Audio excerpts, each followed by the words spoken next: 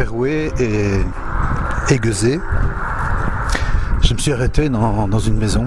Il y avait un vieux monsieur qui faisait son jardin et je lui ai demandé de l'eau pour remplir ma gourde.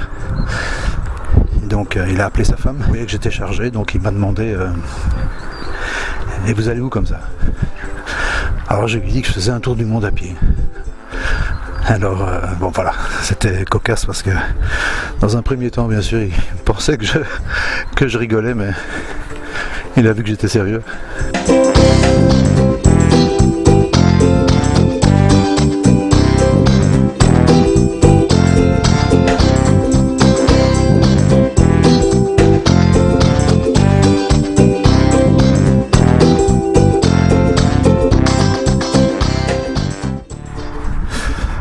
Voilà, j'ai quitté Christophe.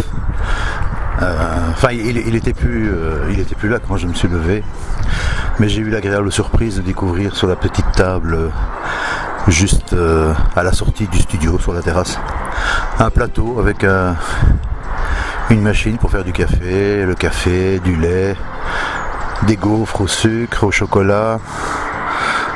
Ah, ça m'a presque fait pleurer.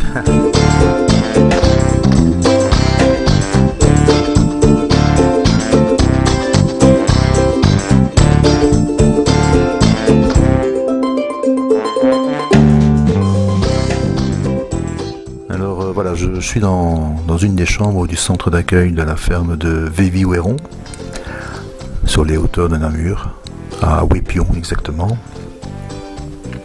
Une ferme qui appartient à mon ami Georges, qui est une grosse bâtisse, une ferme en carré, avec un centre d'accueil pour des séminaires, salle de réunion, et puis quelques habitations avec des familles qui y vivent à l'année.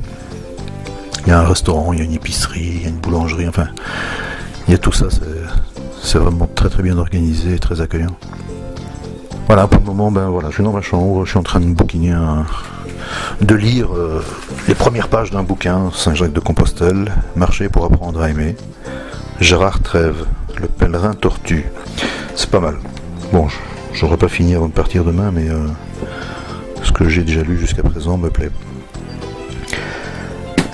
À très bientôt.